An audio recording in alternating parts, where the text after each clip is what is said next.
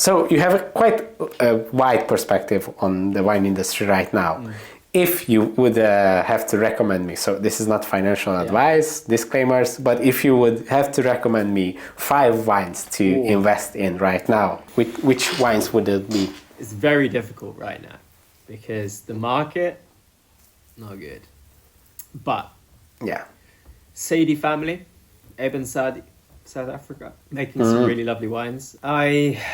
I mean, the prices there have stalled a bit as well, but I think it's, especially the whites, they're pretty good value, and they, well, if you can get them on release, they're quite good value, and then they sell for high prices. Large format champagne from amazing vintages, so 08s, 12s in magnums, double magnums, you know, that kind of thing, rarity factor.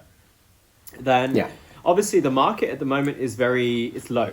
Okay, so theoretically it's the time to buy. We don't know if it's going to slip any lower, but these prices haven't been around for 5-10 years. So it's quite attractive in that sense. I'd consider maybe looking at the really, really top end blue chip Burgundy, something where it's so difficult to get a bottle that when you call up someone to say, can I buy this? They don't have it.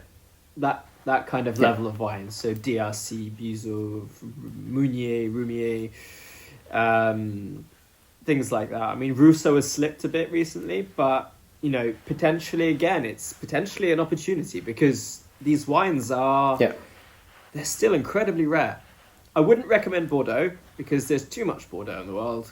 And a wine is not rare if you make 30,000 cases of it. If you're in Burgundy and the person has made 1,000 bottles, then it's rare. The Super Tuscans always perform pretty well.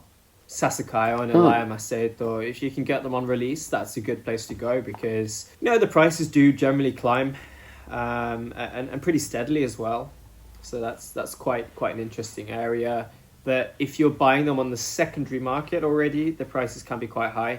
So it's not overly clear what the potential growth will be. And finally, like stuff like Vega, you know, Vega Sicilia, it's high end. I think some of the Californians could do pretty well, like Kongsgaard. And Harlan Estate's a difficult one. I find it very difficult to recommend it. The prices seem to increase year on year from the estate.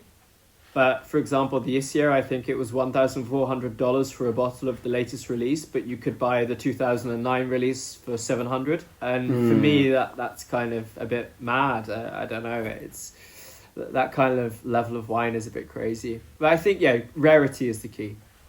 If you're buying something where there are thousands of bottles in the world, why is that going to increase in price? You know, you have to ask yourself the question. You know, if it's released, like it's a massive rarity, you can't get hold of it, it's all on allocation, that's probably where the money is, you know. But buying secondary market at high prices, you're always going to struggle. That's my opinion.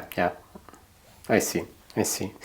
Those are some great advices, not financial advices, obviously. No. Thanks for watching this video. You can watch the full podcast episode by clicking here, or watch another interesting video by clicking here. Let's continue the discussion in the comment section and see you in the next one.